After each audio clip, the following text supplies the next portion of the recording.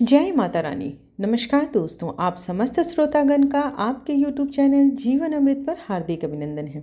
आज की वीडियो में आप जानने वाले हैं चैत्र नवरात्रि के बारे में। चैत्र नवरात्रि का प्रारंभ कब से हो रहा है, कब इसका समापन है, अष्टमी नवमी की तिथि क्या है, किस दिन का क्षय होने, माता का आगमन किस सवारी पर है, माता जाएंगी किस सवारी पे, इनके आगमन और प्रस्थान से हमारे देश पर, हम पर क्या प्रभाव पड़ेगा ये भी जानेंगे। घट स्थापना का शुभ मुहूर्त भी जानेंगे। तो आइए बिना देर किए आज की वीडियो का आरंभ करती हूँ। चैत्र नवरात्रि का पर्व एक विशेष पर्व होता है जब हम माता दुर्गा की पूजा करके अपने जीवन में सुख, समृद्धि और सौभाग्य बनाए रखने के लिए माता का आराधना करते हैं।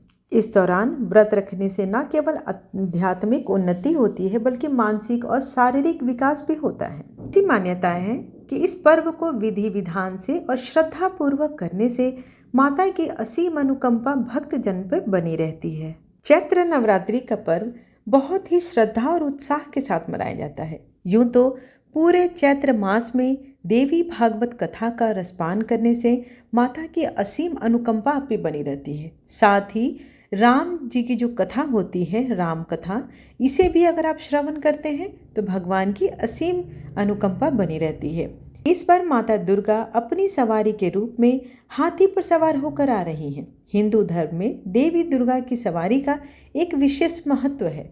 इससे हमें यह पता चलता है कि उसका प्रभाव जनमानस पर शुभ पड़ने वाला है या अशुभ पड़ने वाला है। इस बार उनका हाथी पर सवार होना विशेष शुभ संकेत माना जा रहा है। हाथी को भारतीय संस्कृति में शांति, स्मृति, समृद्धि का प्रतीक माना जाता है। जब माँ दुर्गा हाथी पर सवार होकर आती हैं तो इसे विशेष रूप से शुभ माना जाता है। इससे पूरे देश में शांति और समृद्धि का आगमन लेकर आने का मुहूर्त माना जाता है। जो लोग खुद से पूजा करते हैं, माता की कथा का श्रवण करते हैं, दुर्गा सप्तशती का पाठ करते हैं, तो उन्हें कुछ चीज़ों का ध्यान देना चाहिए। जैसे कि सुबह ब्रह्म मुहूर्त में उठकर स्नान करने के बाद पूजा स्थल की सफाई अवश्य करें। इससे न केवल शारीरिक शुद्धता होती है, मानसिक शुद्धता भी मिलती है। पूजा स्थल को शुद्ध करने के लिए गंगा जल का छिड़काव अवश्य करें। यह स्थान को शुद्ध करने के साथ साथ वातावरण में सकारात्मक ऊर्जा को भी संचारित करता है। देवी माँ को लाल चुनरी, लाल पुष्प अर्पित करें।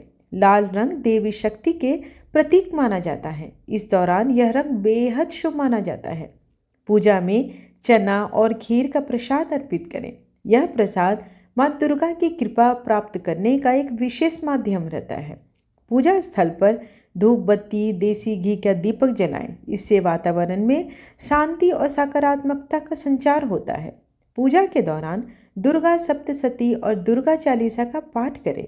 इनका पाठ करने से माँ दुर्गा की कृपा प्राप्त होती है और आपके जीवन में आने वाले संकट और बाधाओं से मुक्ति मिलती है।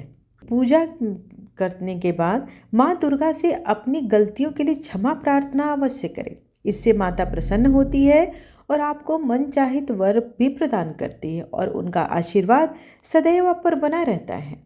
आइए अब बात करते हैं चैत्र नवरात्रि कब से प्रारंभ हो रही है और कब समाप्त हो। चैत्र नवरात्रि का प्रारंभ 30 मार्च 2025 दिन रविवार से हो रही है। वहीं चैत्र नवरात्रि का समापन 6 अप्रैल 2025 रविवार के दिन हो रही है। इस हिसाब से प्रथम दिन जो 30 मार्च रविवार को पड़ेगा, उस दिन कलश स्थापना होगी और माता शैलपुत्री की पूजा भी होगी। प्रतिपदा तिथि प्रारंभ 29 मार्च शनिवार शाम 4:28 से, वहीं प्रतिपदा तिथि का समापन 30 मार्च रविवार दोपहर 12:49 तक होगी। ऐसे में आइए जानते हैं कि कलश स्थापना का शुभ मुहूर्त क्या है।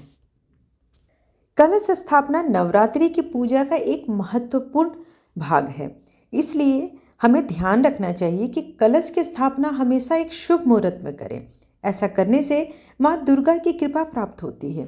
2025 में कलश स्थापना की जो मुहूर्त है वो कुछ इस प्रकार से है। पहला मुहूर्त 30 मार्च को 2025 सुबह 6:13 से 10:22 है। वहीं दूसरा मुहूर्त जो कि अभिजित मुहूर्त है, ये 30 मार्च 2025 दोपहर 12:01 से 12:50 तक है। इन मुहूर्तों में कलश स्थापना करना विशेष फलदायक माना जाता है। अब जान लेते हैं कि दुर्गाष्टमी किस दिन है तथा रामनवमी किस दिन मनाई जा रही है। अष्टमी तिथि 5 अप्रैल दिन शनिवार को है। वहीं रामनवमी तिथि जो है वो 6 अप्रैल दिन रविवार के दिन मनाई जाएगी। चैत्र नवरात्रि के दौरान कई शुभ योग भी बन रहे हैं। पहले दिन अति दुर्लभ इंद्र योग का निर्माण हो रहा है। इंद्र योग संध्या काल 5:45 तक रहेगी। इसके साथ ही संध्या काल 4:35 से स्वार्थ सिद्धि योग का भी संयोग बन रहा है। इंद्र योग में देवी मां दुर्गा की पूजा करने से साधक की हर मनोकामना पूर्ण होती है। साथ ही जीवन में सुखों का आगमन भी होता है। आशा करती हूँ कि आपको आज की जानकारी लाभप्रद लगी हो। वीडियो पसंद आए तो चैनल को लाइक, शेयर एंड सब्सक्राइब करना बिल्कुल ना भूलें। और आपको नवरात्रि के दौरान मेरे चैनल पर दुर्गा सप्तशती का पाठ भी श्रवण करने मिलेगा। तो श्रवण करने के लिए जुड़े रहे हमारे चैनल के साथ। धन्यवाद।